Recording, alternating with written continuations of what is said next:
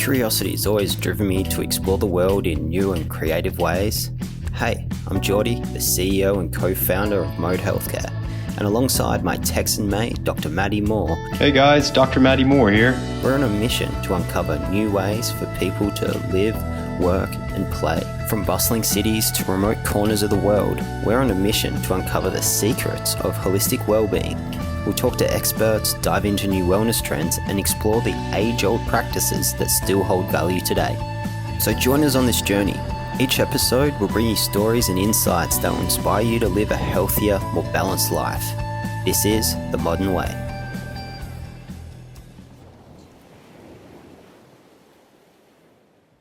Yeah, right.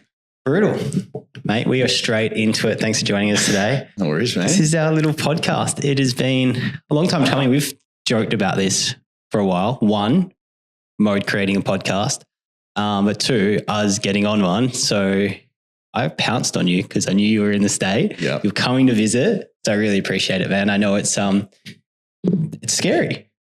Oh, well, it's not scary talking to you, but yeah, I like to hide when there's cameras and microphones, I suppose. Well, my mission now is to expose the world to the Dave I know. A little bit of context, man. We both work in similar industries. We met each other. I don't even know when.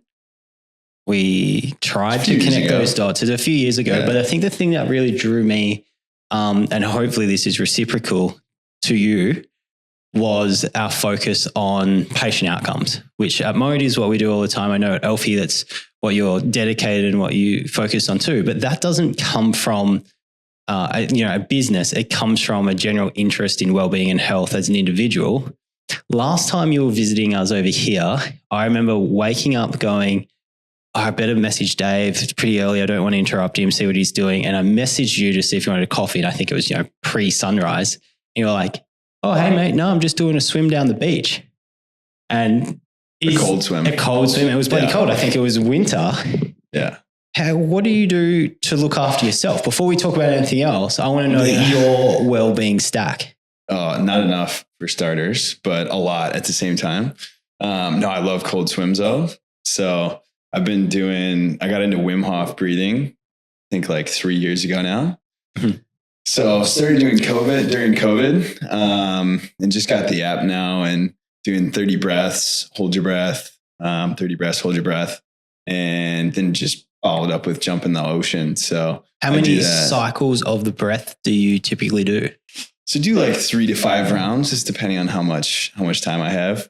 Last night in the hotel, I did 3 just because I had somewhere to be. So snuck a quick little 14 minutes of breathing in. And is that 30-second hold, 1 minute hold, 90-second hold? No, excuse me. It's like now when I start, it's like a minute and a half is the first breath hold, then 145, then 215. And then the fourth or fifth can be like 2.5 minutes. Sick. How long have you been doing that for? Because that's no baby breath hold. Yeah, it's easy though. Like anybody, Alex, my colleague, I got her onto it now. And the first time she did it, I think her last one, she did like almost a 2-minute breath hold. So anybody can do it. It sounds like a lot, but when you're basically hyperventilating for 30 breaths, and then it's you take a breath out. You don't think you're going to be able to hold your breath for that long, but it just becomes so easy. It's like you get into a meditative trance. Flow, right? Oh yeah. You feel amazing. So, but it's just like, it's a great, just nervous system resetter. Yeah. So if I'm buzzing and just have way too much stuff going through my head, it's a full like nervous system reboot. Yeah. So I listened to a podcast or read recently something very similar. And I think it was somebody's wellness health stack. That's why I stole the question from them to ask to you. And one of it was Wim Hof breathing technique. Amanda Martingale, who is our clinical nutritionist here, she's just got her breath work certificate as an instructor. So she's really into it. She lent me the Wim Hof book. And Madison and I recently tried to implement this into our daily lives. We were doing pretty good. Like, just to be honest with you, we quit. We didn't quit. We've just fallen out of our habit cycle. But what we were doing was getting up, first thing we go for quite a long walk, about, I don't know, 8 Ks, I would say, sometimes less, but a bit of a walk with the dog, grab a coffee, come back. The sun's still down. At the time when we were trying to implement breath work, we would get back to the house, try to get as cold as possible. So strip down to like what's sensible, to sit in our front yard. When you get home. No, outside. Oh yeah. So what's sensible, not full nude, but like just a t-shirt and shorts or whatever you've got, bare feet on the ground, and 3 rounds, but 30 seconds, 60 seconds, 90-second breath holds. As the sun was rising, and the way that we would face was really nice. I always do it with my eyes closed. And as the sun was rising, I could really feel it. And then by the end of the cycle, the sun was up. Yeah.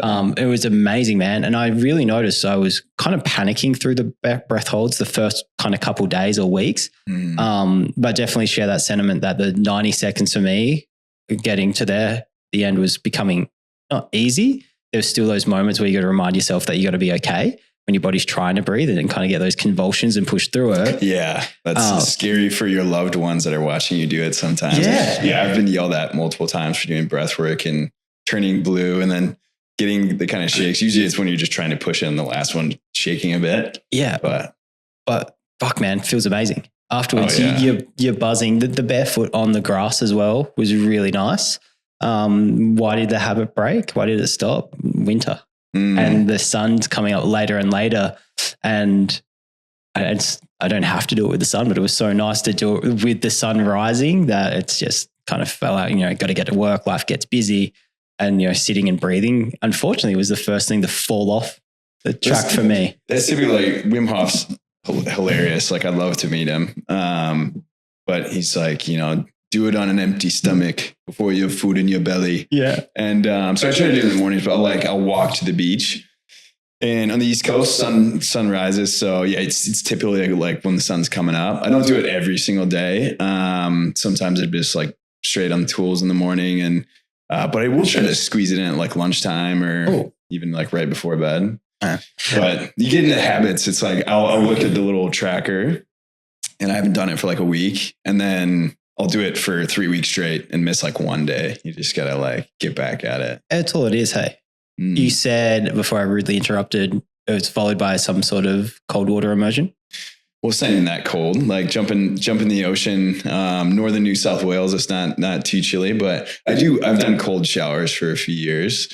So I'll like start on hot and then switch to cold. I'm not game enough to just take a cold shower all the time, but I'll start on hot and then last like at least a minute and I'll put on cold. Yeah.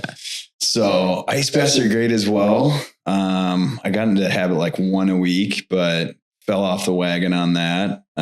So now I'm like once every 2 weeks, but I've just been told it's so good for like ADHD. I got diagnosed with ADHD in 2005, I think, and never got medicated. But my GP here, he's like, it works for you not being medicated, but daily exercise, supplementation. So I got a few supplements he recommended. Then he's just like ice baths. It's the biggest natural dopamine booster that you can do naturally. Do you do sauna as well? I do. I used to sauna a bit more than I do now, but he recommended ice is actually better than sauna. Love sauna though.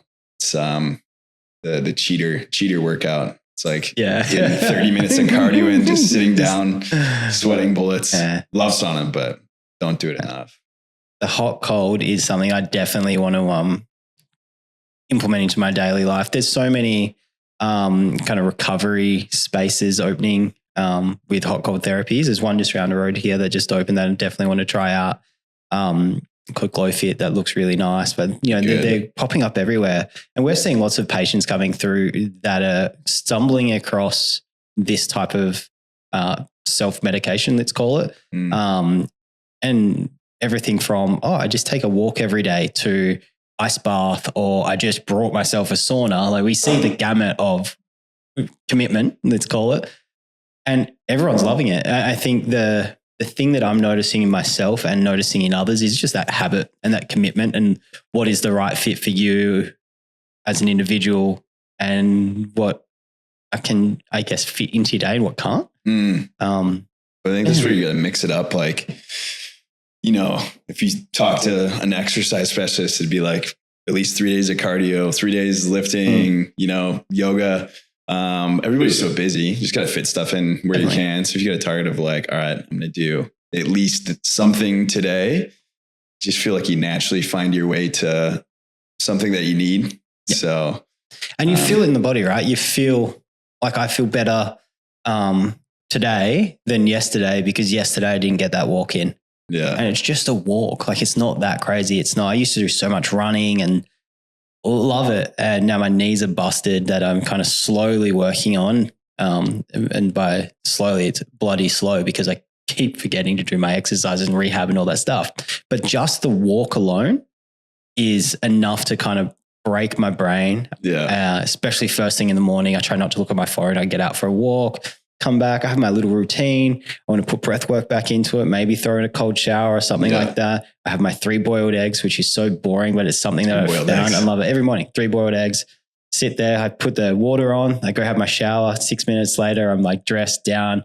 Eggs are done. I've put it or roll it. I've got to the point now, man, where I don't even like cut them in half or like dress them. I literally just don't have time. Or you salt and pepper. I salt and pepper. Yeah. I bracket, I peel it, obviously salt and pepper. Yep. And I just sit there and I quickly like go through my emails, eat my 3 eggs. I think I just distract myself because I think everyone gets over eggs. Like there's only so many eggs you can have. And it's been good, maybe 5-6 months now of 3 eggs every morning. But I operate better. You got to start poaching them. You just got to mix up the mode of the egg. I don't have it on bread.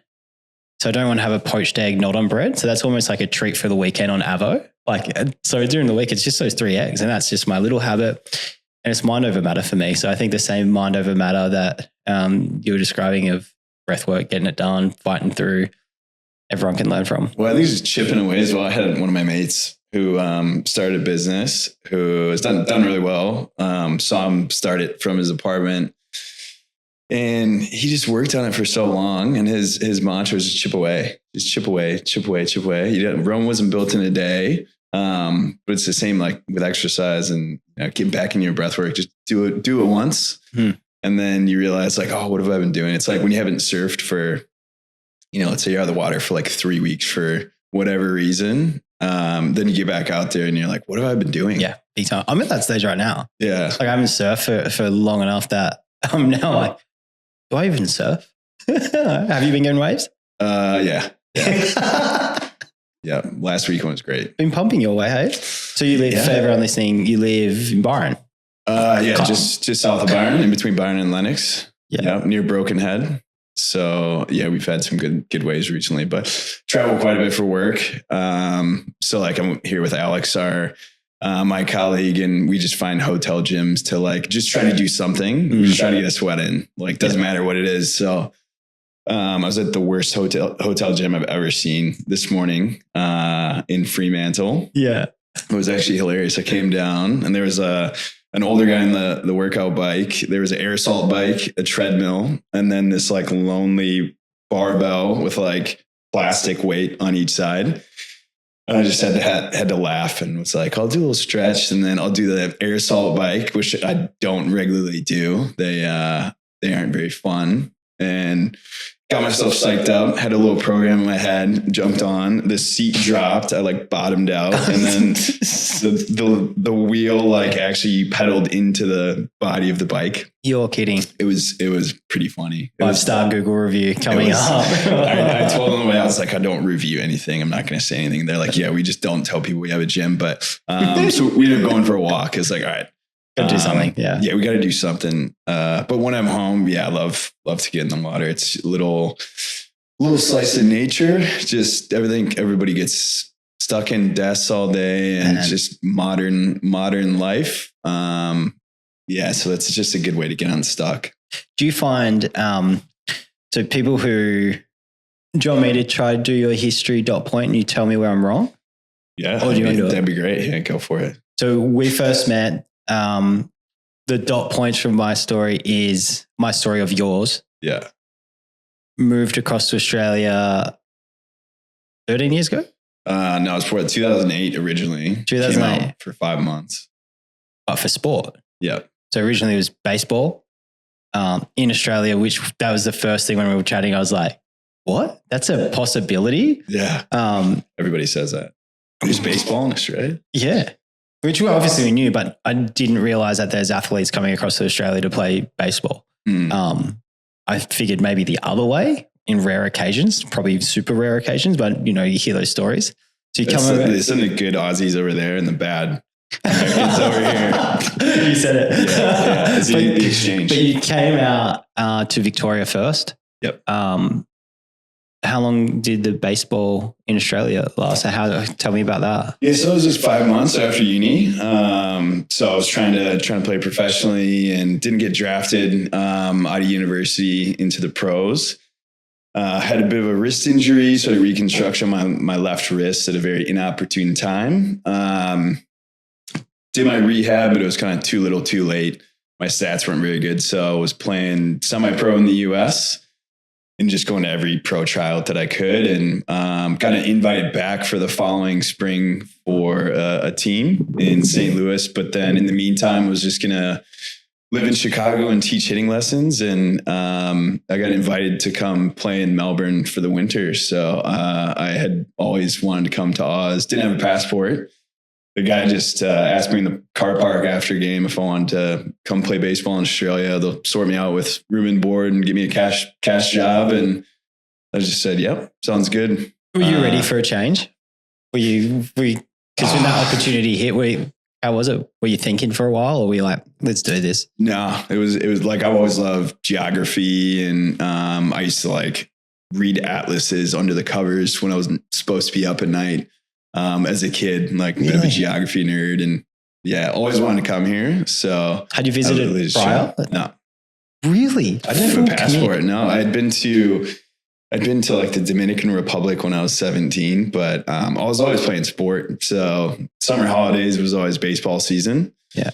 And then, during the year, people would go during January, winter break. I was always training. So, when everyone else was kind of taking their holidays, I was training. So it was the first time where I had the opportunity to go somewhere. And it was awesome that sport took me here, and then just fell in love with Australia. So during that time, is that when medical sales started at your previous job? Did that cross over? No. So I went back to the States, finished out playing, moved to San Diego, and was just it was GFC, floated around. I had pretty good grades in university, so I thought I'd get a job straight away. Didn't. Was enjoying San Diego, but got my first role in business sales, and then about 9 months later, I got an opportunity up in Los Angeles to do medical devices. So that was trauma. So orthopedic trauma, plates and screws and titanium rods, and all pretty hectic stuff. So you explained to me, and I don't think people realize that when somebody buys a knee, someone who sells it has to watch it being put in. Is that for insurance? It's more to help. So we're, you call us product specialist, territory manager, whatever it is, but those products we know inside and out. We get training, you have to meet certain marks or you get fired. It's pretty intense, but you're the product expert. So if the doctor has questions, you got to know it and that's the back of your hand in the surgical room. Yeah. Yeah. So it was in theaters. So I was on 80 to 90 hours a week in theaters, going hospital to hospital. So you just don't cross the sterile field, but have a little laser pointer, and you're helping the scrub nurse put all the equipment on the back table together, so the doctor can just put his hand out and have a laser pointer. So, yeah. Oh, I went through that many laser pointers. Yeah. No way. Yeah. And so you're standing there observing a doctor, a surgeon put a knee in, or? Well, eventually we did that to start. It was if you break your leg, most common was a hip fracture. So hip fractures, wrist fractures are the two most common fractures in the world. So They put titanium rods down your leg, another screw up into your hip, femoral head, another screw down below, but it's all through minimally invasive, targeted holes. So it's a keyhole surgery. It's as keyhole as it can be. Minimally invasive is called. Yeah. But so we had these little jigs that would have like 40 different pieces. And if you just looked at it and you didn't know what you're doing, you'd be like, there's no way I can put this together. But we just learned how to do it. So we were just there for support. Wow. And then like we'd see that surgery, however many times a week, and a doctor might only be on call for trauma orthopedics once every 6 months. So we're just kind of help to go through the surgery, do a plan before they actually go knife to skin and be there to support them. Man, how long did that part of your life go for? That was about 2 years in Los Angeles, and then met an Aussie mate at a work training, like an advanced course in New York. So we just got on like a house on fire, and I was like, mate, get me back to Oz, give me a job over there. So it wasn't that much after that he did. So then it was 2012. I got back over here and moved to Sydney. Yep. Straight to Sydney, similar style job. Same thing. Yeah, it's doing the same job, just much cruisier. Still very high level responsibility. Sorry. But it wasn't 80 to 90 hours a week. I found the the Australian healthcare system, like the nurses took ownership of how the devices worked and the targeting systems, and the doctors would go through training and they felt comfortable doing it without you there. Whereas coming from the US, it was like you had to be there for every single surgery. So a little bit better work-life balance, it sounds, over here. Yeah, much better. It was like education. So we were doing education live every single day in Los Angeles, whereas over here it was like, all right, you're training people on how to correctly use the product. And it was just a bit more participation. I think like Australian healthcare, everybody complains about their own healthcare system, like the NHS, like every country does. But I don't know, we've got it pretty good over here. Just the fact that you could break every bone in your body, have a stroke, get cancer treatment, and you're going to be okay. Yeah. Versus, if you don't have healthcare insurance in other countries, specifically the US, you might get a bill for $500,000. So that always kind of blows my mind when you see that, especially in the US system, how expensive something can get when we all know that the prices for everything in there, it doesn't equate to 500,000, but it's just the system seems so broken too, especially in Aussie, looking at it going, who wins here? No one. Yeah, it's tough. And like the other thing is like health insurance, people will stay at jobs for like 20 years because they have health insurance. And that health insurance is literally just to cover, if they have need an appendectomy or, you break your arm because you break your arm in the US and you don't have insurance. It's like $40,000 to fix your arm or something like that. So I fractured my shin in Death Valley cruising on a running race from Santa Monica Pier to Las Vegas. Yeah. So that. Didn't know at the time, but after the race, I was in immense pain, and I called Dr. Maddie and I say, hey, this is the thing. He goes, man, it really sounds like this is a stress fracture. Don't know how bad it is, but it's not good. I go, what's the situation here? He goes, man, you can go. And obviously Maddie is from Austin, Texas. He knows that system. Now, my business partner here at Mode, knowing both systems, he goes, how bad is it? And I go, look, I can hobble around. He goes, if you can keep it tight and hobble around and you're back in a couple of weeks, maybe do that, because I don't know what the bill's going to be. Yeah. And it's not a compound fracture. You don't have a bone sticking out and you can move your foot. Up to you. And I just didn't want to risk it. Like, I didn't want to go to a hospital and just get lumped in and go, here's a $30,000 bill to tell me something that it was so scary. I wonder how many people who are citizens there don't get help because of the fear of, living is so tough. Inflation, cost of living, all across the world. It's really sad.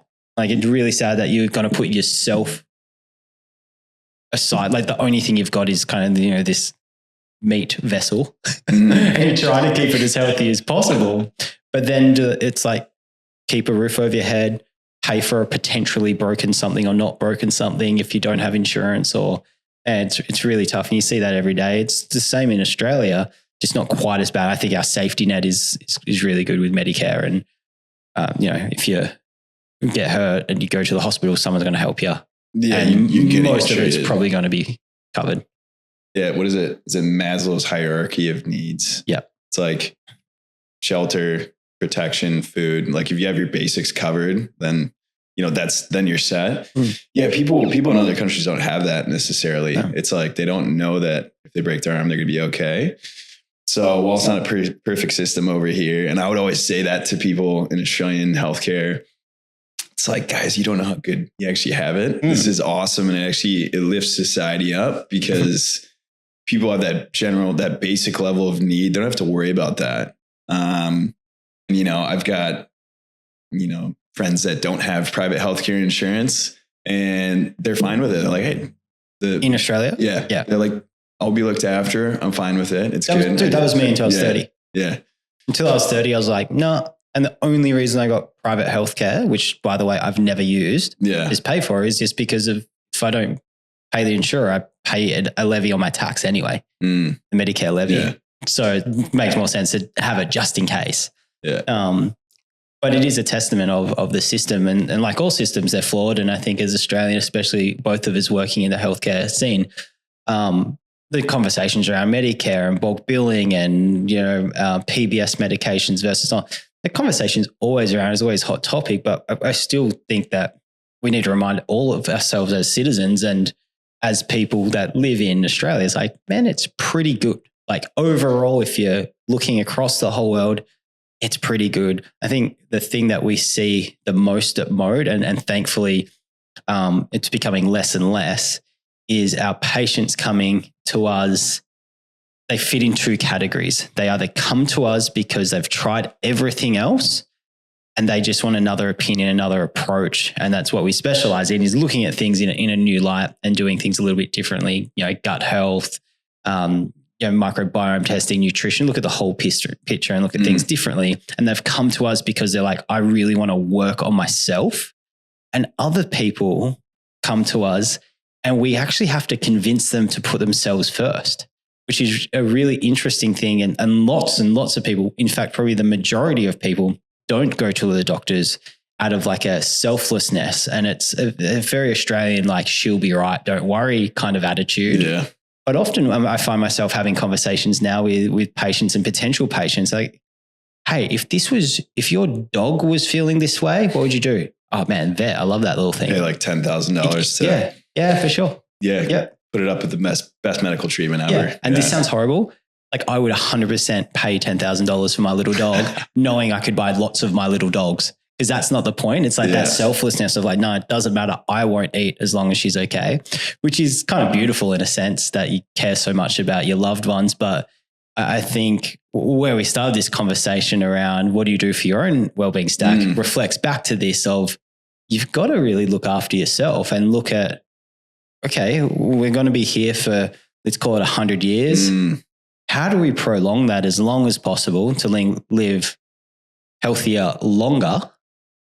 Quality longer. Quality, yeah, for sure. Not the time, like, but quality definitely for as long as you can. But yeah, it's like everybody's living longer now, but there's like so much chronic disease. There is. And I probably started looking after myself better. Like I grew up as an athlete and was looking for peak performance. So I was reading, Muscle and Fitness magazine, doing supplements and exercising quite a bit, stretching, all that. But then when I was doing medical devices in Los Angeles, I was seeing the insides of people every single day. So yeah, it's confronting to start. They asked me if I was okay with blood when I got the job, and I lied and said yes. I had some pins taken out of my hand and passed out, like seeing my own blood, like a couple of years prior to that. Give me the job. I got my insurance to pay for. Yeah, it's like, oh no. Yeah, does this job come with insurance? I'm fine. Yeah, and I'm great with blood, but you like see the insides of people, which grosses a lot of people out, understandably. But I've seen thousands of surgeries. So, but it's like you see like the effects of poor nutrition, lack of movement. And it's like right in your face and it's pretty confronting. So, I probably started then looking at what I ate, in terms of quality a bit better. And, have always mixed and match on like, they say fasting until noon is supposed to be good for you. I'll try that. Wasn't good for me. Definitely don't subscribe to that. I just would fall asleep at 2 p.m. every day after I ate lunch. It was horrible, but no, I was experimented on like different, not fads, but stuff that's hot out there. I think everyone does. Yeah. Which is good in one sense because people care enough about themselves to go, that sounds good, I want to try. But also bad as well in some senses, like ice baths like we were talking about. You've got heart issues, probably don't jump in an ice bath. Didn't know that. Yeah. I hope I don't have a heart issue. Yeah. Most people would know. Yeah. But there's lots of little things like that. And everyone's so different. I did my full genetic screening, which I've mentioned to you before. Did full genetic screening and my blood work. And it came back with lots of really interesting insights. Like I've got the MTHFR gene. I've implemented a methylated multivitamin. I know this is like hot topic with people like Gary Brecker and Huberman and that sort of stuff. But I got my genetic tests, came back. I got my blood work. It came back to me via our doctors. And I looked at it and I did this little experiment, which I don't think I've told you. I asked one of our doctors, Dr. Rain, hey, can you review this and tell me what you think?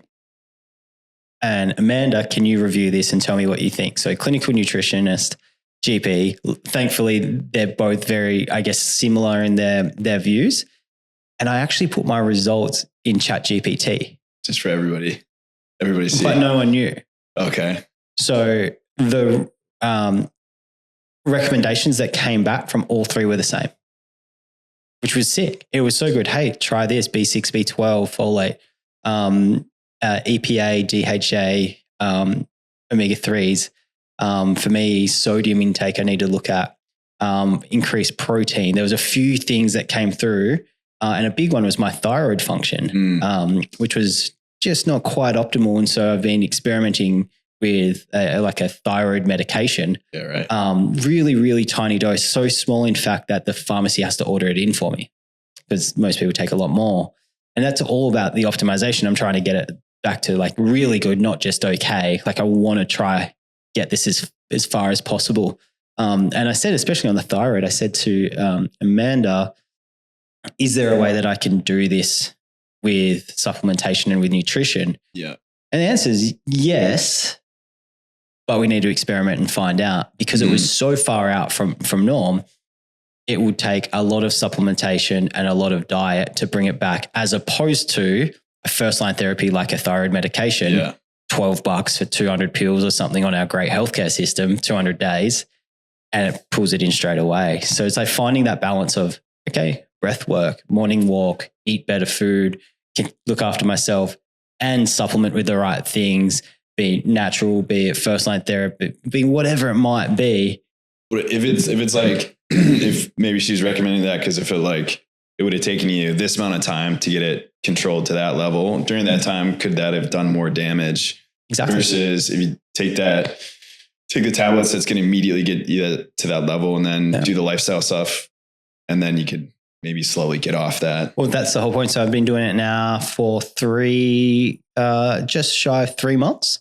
Yeah. And I'm about to go get my blood work done again and just see what's happened. If it hasn't shifted the dial enough, just catch you later, man. No way. I'm not taking that. Yeah. I mean, like polypharmacy. It's just, that's one thing that has always stuck out in my mind is just pills.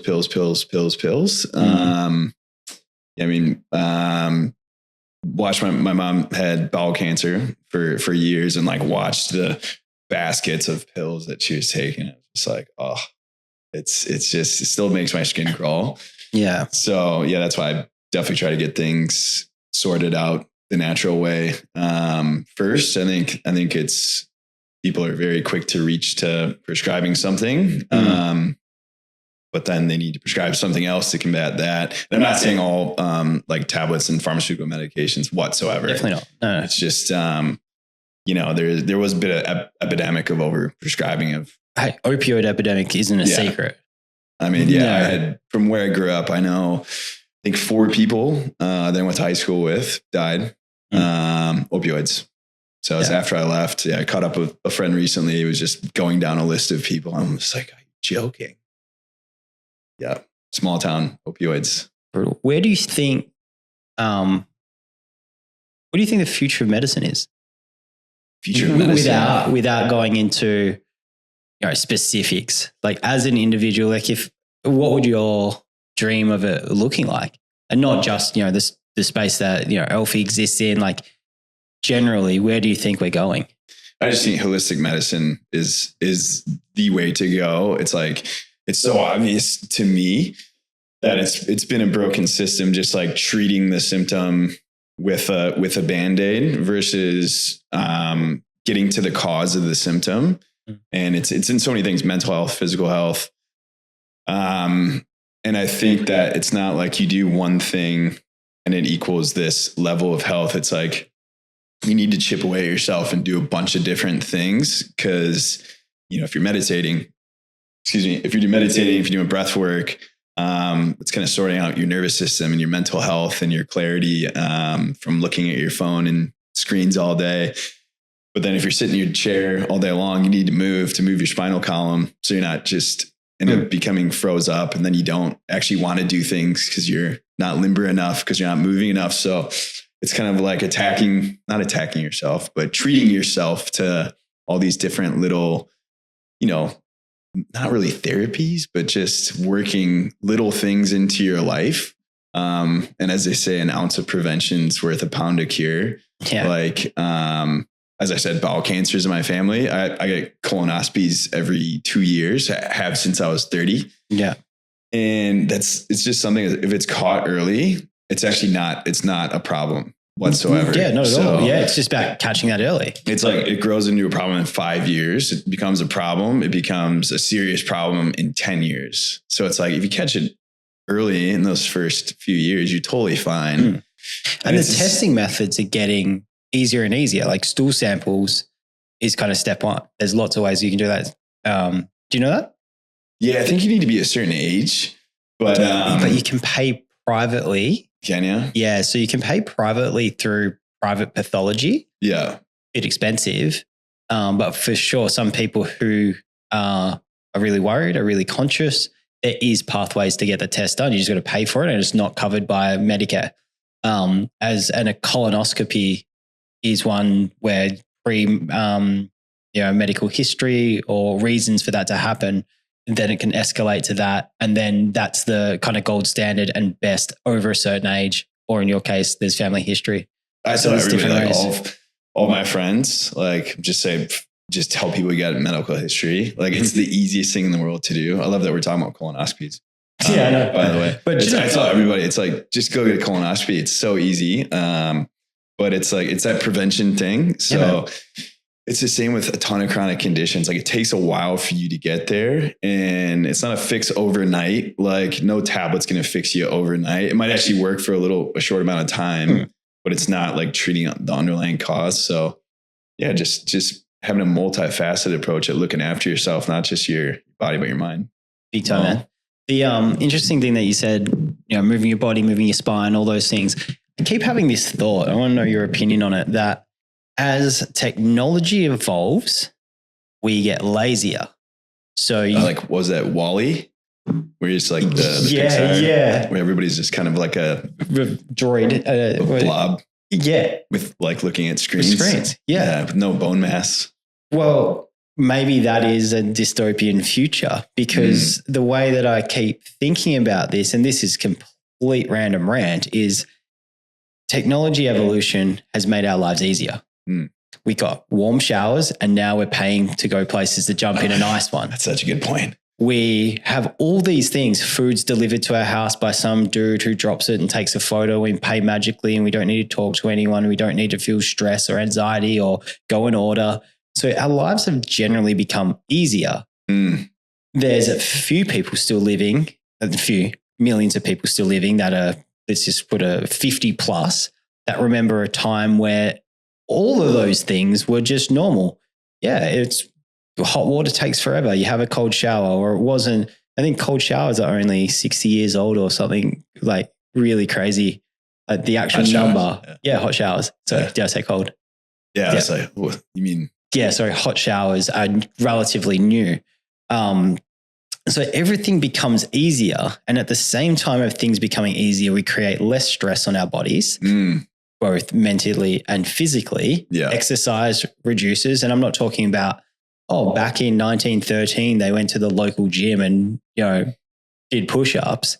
Life was harder. So they used their bodies more and created more stress in their muscles. That created all sorts of different endorphins. And I wonder if as our life and lifestyles become easier, it's correlating with health issues because there's a lack of stress. For sure. And yeah, there's a kind of challenge here where we pay money to go to a room to run at a gym because it might not be safe to run on the streets where somebody lives, completely legitimate things. But you start looking at it going, we've all got like a little bit soft. And I don't mean to say that in like a horrible way, but I'm the first to find an excuse not to do something because it's too hard, too easy. And that contributes to my mental health. I can't be bothered doing that today. I'm not going to do my breath work because it's hard. Whereas I would have got the breath work in walking up that hill to get water because I was huffing and puffing to get back. And I created that stress to have the cold shower that I had to go walk to the stream to get. So it's this funny thought that keeps bouncing around that the easier life gets, the worse some, obviously obesity is a huge one because life gets easier. Food has less food in it, essentially. And it's just a weird thought. Now we've got all these medications and it's like, it doesn't work, take more. Like all these things for me are really jarring. And sometimes the easiest answer is just move the body, create some stress. Like I was talking to a friend the other day at the pub of all places about anxiety. And I said, man, sometimes anxiety is good. Like it's there for a reason. You need to acknowledge it. When it's crippling anxiety, we're talking about a different thing, but you should be kind of nervous about that thing because that's a normal, natural feeling. You need to learn how to use that feeling and those butterflies, all those things you remember as a kid at a school play or whatever. That's nerves. Yeah. I think like when I was doing the 2 years in Los Angeles, better in Australia for the trauma role, my adrenal system was shot. Like my nerves were shot. I was on call every single day. I had a pager. Oh man. I would get pages. At 1 o'clock, 2 o'clock, 3 o'clock in the morning. And then you have to be back at work at 6:30 and you would think it was done. But then the next day it would happen again and then again and again. And I remember like coming over here and it was so much better. It was like a weight had been lifted off me, but I was stuck in that almost like high adrenaline fight or flight mode because I like chronically was in that.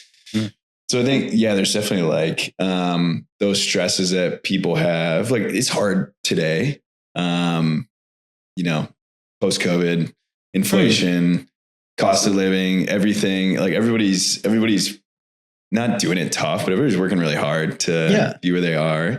Dude, don't forget that also the other pressures because we've replaced a pager with an iPhone that has infinitely more information and a lot of it fabricated. So I always, when someone gets a message, like right now I've had lots of messages going off in my pocket, but I have no need or want to get to it because all my friends know that I'll get back to them and it's not immediate. And sometimes like it pisses me off a little bit if I'm with someone and they get a text and immediately they're replying.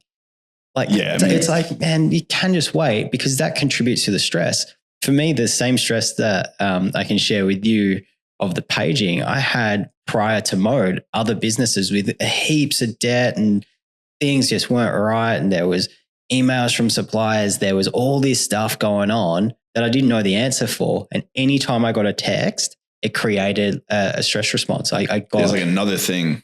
It's like, I already have this and then you just added this. Yeah. Man. I don't know what it is, but I know it's going to be something that I have to respond to. Worse. And sometimes it would be like a message from like, Mom, hey, do you want to come over for dinner tonight? Oh, could go. But I don't want to look at it. And it was kind of PTSD, like looking at it going, I didn't want it. And only recently, and this is after like years of work on this, that's disappeared. It's kind of got to the point now that I'll lay on the couch and find myself kind of scrolling on my phone and go, what am I doing? Yeah. Go put it away. Like, it doesn't matter. I'll get back to you tomorrow. If it's really bad, like, call me. I'll hear the phone ring. Like, I put it on loud if it's away somewhere else. But it's funny what stress. And I think that it's maybe we're in this knee jerk right now where there's people like us, you know, young, like, let's face the facts, young guys on a podcast talking about colonoscopies, mental health, looking after yourself by moving your body and breathing. Pretty new in the whole scheme of things, because a lot of our patients that we see here are talking about the same thing, but they're 70. Yeah, it's great. And it's so cool that we can push that age younger, because the earlier you start thinking about this stuff, the better it is. Yeah, I think too, the other thing is like phones. I think we should all go back to flip phones personally, but it's like, you know, the bus stop thing, like everyone's just staring at the phone with their headphones in. We go to like large cities. I don't have Uber Eats by me, which every time I come to a place with Uber Eats, I order Uber Eats. I'm like, it's fantastic. I don't have to cook. Yeah. But yeah, the constant connectivity, as you were saying, like you've already got this much stuff to do, and then you've got all these inputs coming in, and whether that's you're getting text messages or, you know, the news. I felt like I don't watch the news. I haven't watched news in ages, man. I haven't watched the news almost like 3.5 years. Occasionally. Dude, can you remember the last time you watched the news and there was anything good on it? Like good news? It's only bad news and it stresses me out. Only bad news, but it's like extra inputs. So it's like you've already got this on your mind, then you got input. So like, you know, two years ago, let's say I started waking up at 3:00 in the morning on the dot, starting the business, and I thought it was a superpower. So I was like, oh, I've got extra time in the day. So I just get up and start working. And it was like, I just got 12 hours of sleep. It wasn't like I was thinking about things. It wasn't that. I was just up and ready. So I'd work, get some extra hours in, do that for about 3 weeks, get sick. Yeah. And I wasn't looking after myself. I wasn't exercising. I was just like diving full in on work, getting things done. I was stressed because it needed to get done, and I was the only one that could do it. Which probably wasn't true, by the way. It was just like, I thought I was the only one that could do it. But also you kind of got to do it yourself to figure out what to get somebody else to do. True. Yeah. Like I find that like, oh shit, I actually don't know what the task is. So I'm going to have to struggle through this so I can explain to somebody else what the task is who's better at it, or, you know, is more apt. But it's like that, you know, I'm definitely not preaching whatsoever, but it's like, just because I've been there before, you're so connected. You got all these inputs that if you don't actually take the time out to, even if you just walk around the block, just do something to break up that like constant, you know, thinking about what you have to do the next day, the emails you didn't get back to you, plus these other inputs that you have, you just go nuts or get sick. Yeah. Like I have to do physical activity, or I'm just running around my office. Well, man, there's lots of science about mental health, decision-making and movement and walking and talking. And that, I think it's the bilateral movement reflects into your brain. So a lot of, I forget, I think it was Dr. Rhonda Patrick spoke about this on something I listened or read.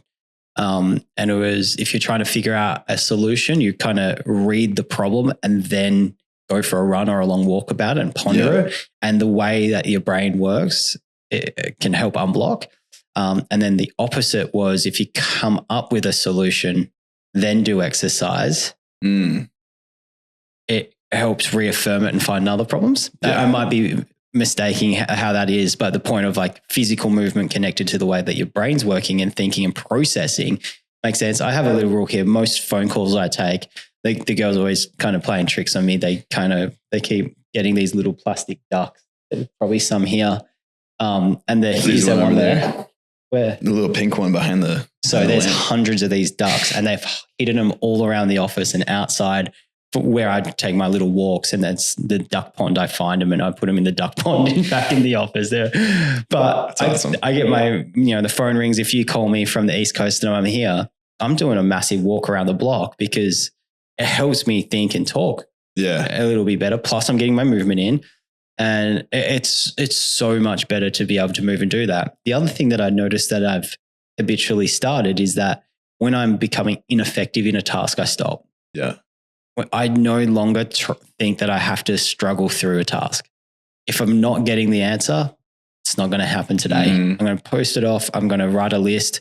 I'm going to park it because I don't want to sit here for 3 hours getting nowhere when I could use those 3 hours on something else. Okay, well, let me just get these things off my plate, quick wins, reply to that email, do this, take a walk, get a coffee, whatever it might be.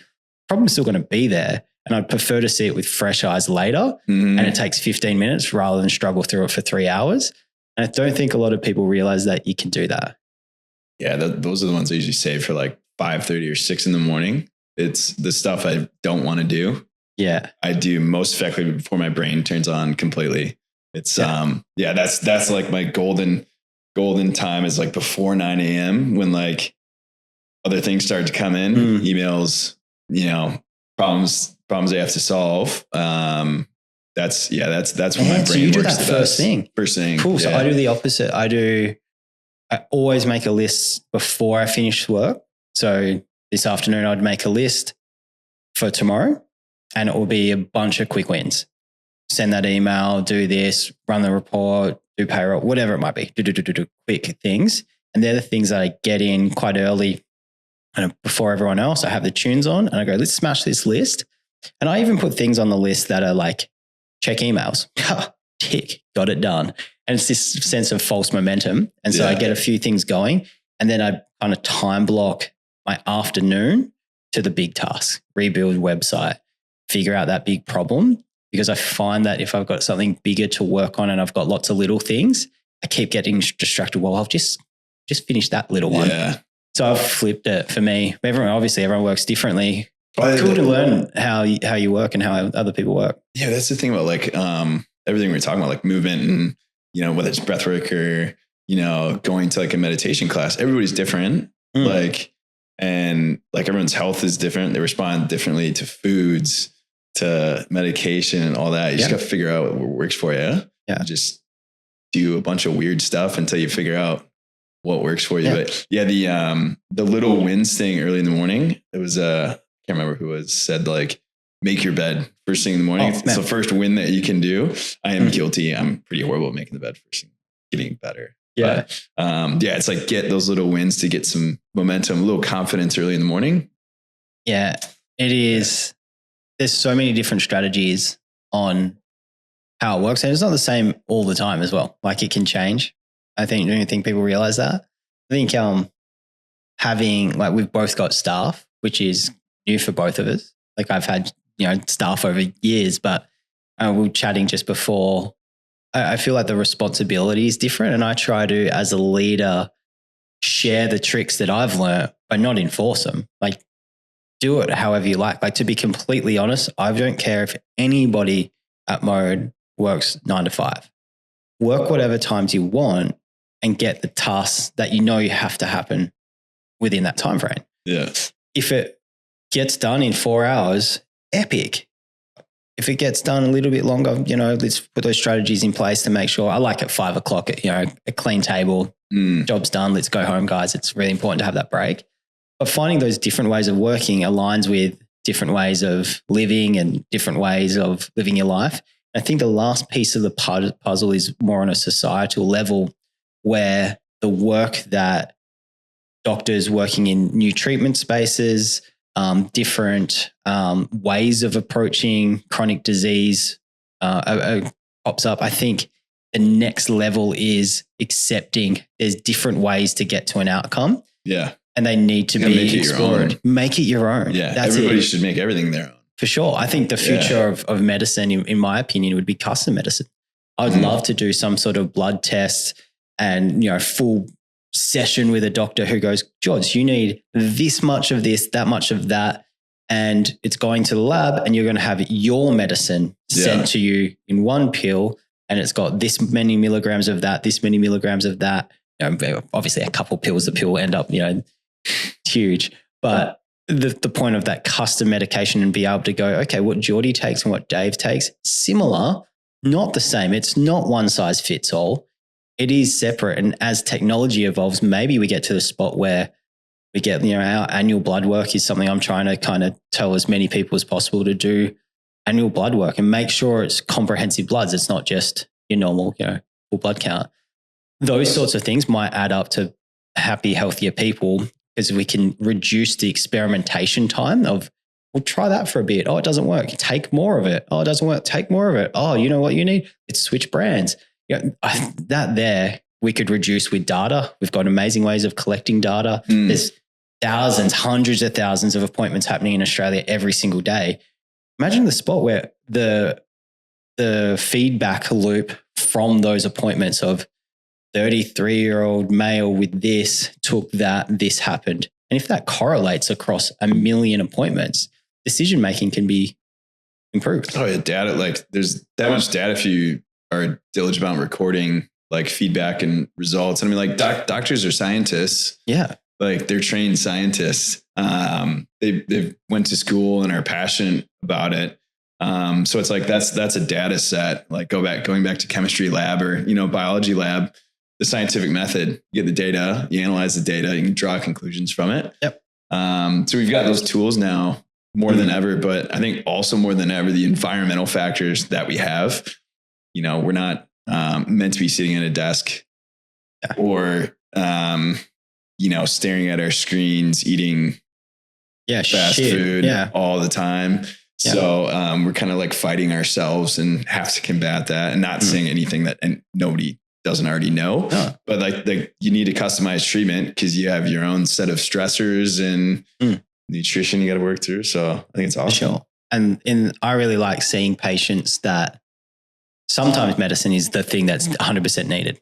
Absolutely. Like countless occasions, you can't really treat, epilepsy or tremor-based or Parkinson's or Tourette's or something like that with, hey, I think you need to have more vegetables in your diet. Yeah. Right. Probably would help, right? But there's things that it's definitely needed. And we're seeing more and more patients that start with some sort of treatment or multiple treatments, seeing, psychology, nutrition, GP, blood work, genetics, all these things working together.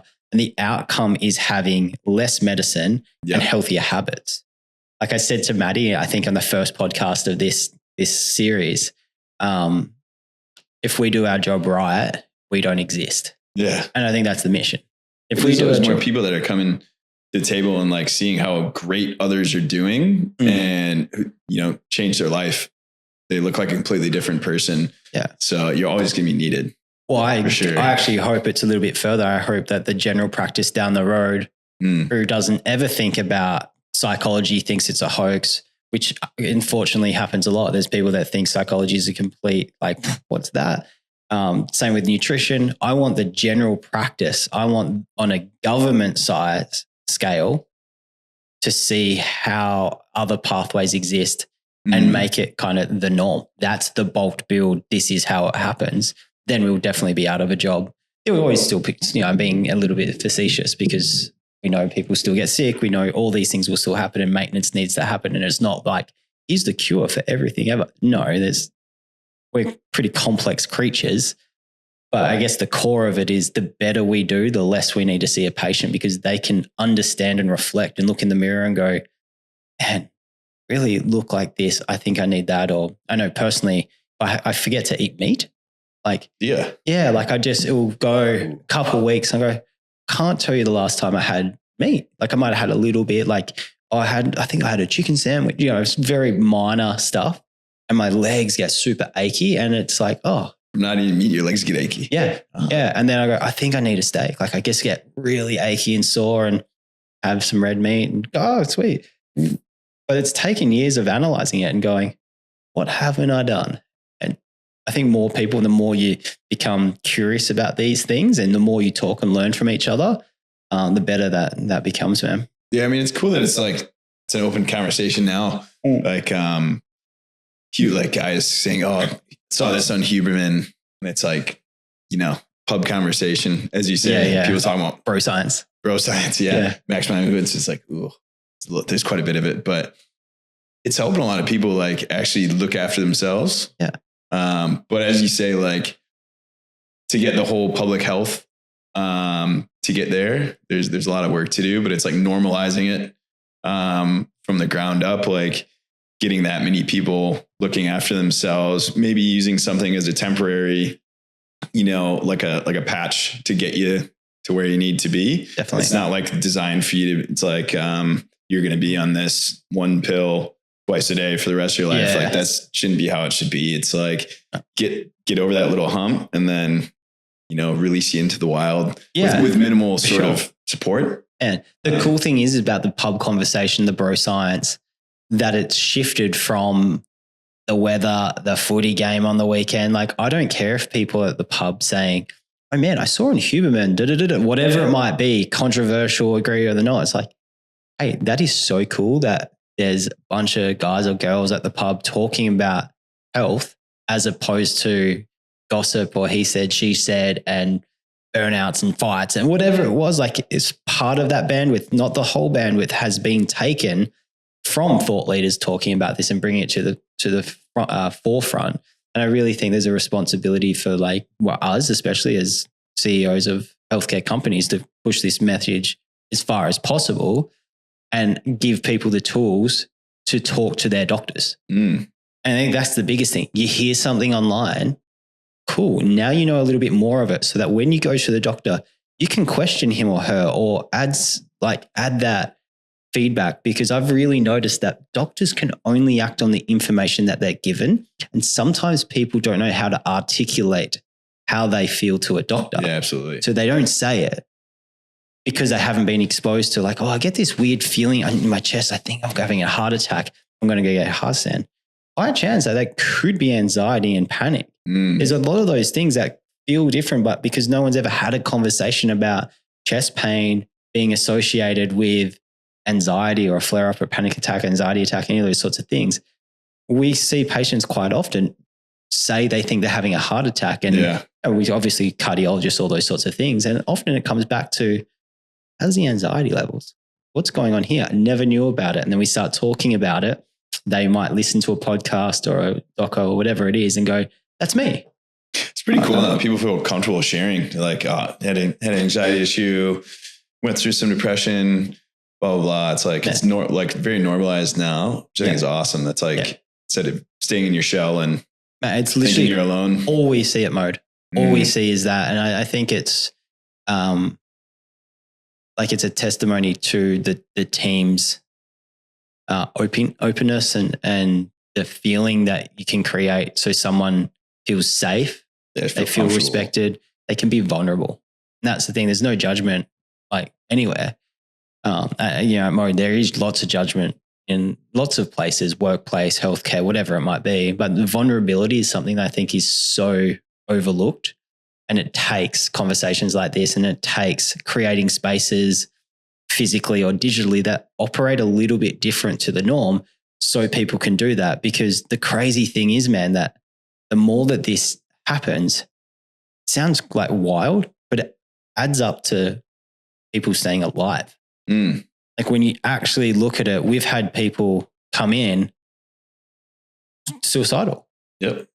And I find it incredibly humbling, one, that somebody that feels so shit that maybe have never been to a doctor or spoke about this will visit one of our clinics or call up to go, hey, I saw something online and it resonated. So can I have a chat? And then you look in their medical history and they don't have any. Yeah. And it's like, hang on, whoa, there's a responsibility there, man. And these conversations kind of happen, and breaking the stigma around treatment types, all these things are kind of happening and adding up to it. I think it's fucking pretty cool.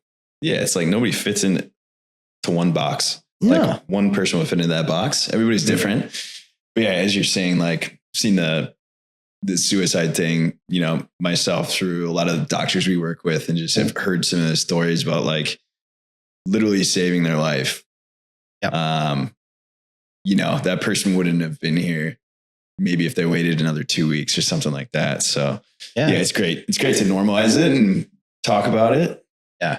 Just know that, there's options. It's not just, go to the GP, give me your Medicare card and, give you something and Yeah. Take 2 and call me in the morning. And good luck. Yeah. And it's sad that's happening, but the whole model's changing. The whole model is changing slowly. It's getting there. It seems slow as I think the outsider, but as you and I know, it's pretty rapid in terms of the system. So, it is. It's well and truly changing. It's a bit of a groundswell. I feel like the health of the general world is increasing. I think so too. Yeah. All right. So that's a nice thing to end on. What's your one takeaway for somebody? I think to round up the conversation has been really about proactive healthcare and tips and tricks and tools. What's the one thing you would encourage somebody to look into or try that can have a significant impact in their well-being? Ooh, that's a tough one to look into or try. Give one of each. I would say, I sound like the breathwork guy because I'm starting and ending on breathing. Yeah. But literally, I'm like, all of our staff, I've said like, get the Wim Hof app. I think I've shared like the YouTube how-to video with like dozens of people. Yeah. The one that I think I did. Yeah, I think you sent to me. It's one I use. Yeah. It's just like meditation's hard. It's difficult. I've tried for years. And just getting 10 minutes in is very difficult for me. Yoga is easy. That's like kind of an active meditation sort of thing. And at the end, you feel the result as if you've done that. But breathwork is like a cheat code. It gets you into that meditative state while you're actually like doing something, but you're just laying down. It's great. It's that's my number one thing. And it's not just that sort of method. There's box breathing. Yeah. You literally look up Google breath work and everything would be valuable. And it's like, one of those things that I think not enough people stop and pause during the day. Like I see people have conversations and it's like one thing into another, into the other, and there's no breath. Like nobody's actually like stopped. And, I just think that gives like that little pause in the day, gives you a little reset, takes the stresses off your to-do list, which might actually free up some time for you to go, I shouldn't just grab insert burger chain. Yeah. Which I do occasionally though. They're delicious. But it makes you actually stop and think and not be so reactive. And maybe that's what I'm looking for. Reactionary. It makes you make better choices if you have a clear head. It's a long way of saying that, but yeah. Breath work, immediate, quick option to get to clear the nervous system in the head, frees up space for other things. What about you? Oh man, for me, it would be replacing. So the first thing for me is movement first thing in the morning. Whatever it might be. If you want to go for a run, if you want to run a marathon, swim, whatever it is move first thing in the morning as quick as possible. So get out of bed, get dressed, get out. I thought you meant like sprinting as quick as you can. You must sprint. Yeah, you must sprint to the front door and get out. So some type of movement, whatever it is, minimum, I really think more than half an hour. Yeah. So get up, you got a dog, take the dog for a walk. Like it doesn't have to be crazy. I'm not saying run a marathon, but would be one. And if suitable, everybody's different, but if suitable, looking at what the breakfast is. Yeah. If breakfast, they do say, fasting, I don't care if breakfast is at 11 o'clock for you, whatever it is. But for me, massive change has been implementing as much protein as possible first thing in the morning and no carbohydrates. That's for me personally, after looking into my genetics and bloods and kind of medical history as well. For me, carbs are the devil. Yeah. As soon as I have carbs, man, it's downhill. I thought delicious, it was delicious. Love it, man. I'm Italian. But I save it up. I save up dinner. I'll have, pasta, whatever it might be. Nighttime, pizza, pasta, love it. A beer, hell yeah. Nighttime, because then I fall asleep. If I have that in the morning, I just hit that afternoon and it really suffers. And Amanda taught me as well that I thought I was doing good by trying to have fruit and yogurt and granola. Just too sugary. Too sugary in the morning. Way too sugary, man. Spikes your insulin levels. Yeah, and then come afternoon, I'm just looking for the treats. I got the biggest sweet tooth, man. So I just need to keep that at bay. And proteins help for that. Yeah. So me, movement, protein. we gotta get people to send you in some egg recipes. Yeah. Some new egg recipes for the morning. Yeah. The 3 boiled eggs is getting tired, but I don't even think about it now. Dude, thanks so much. If people want to find out more about you and the crew, alfietherapeutics.com. Yeah, it's it's alfietherapeutics.com. Cool. Yeah. Happy days. Absolutely. Right on. Thanks, man. Awesome. Ledge. Thanks, Jordy. Easy.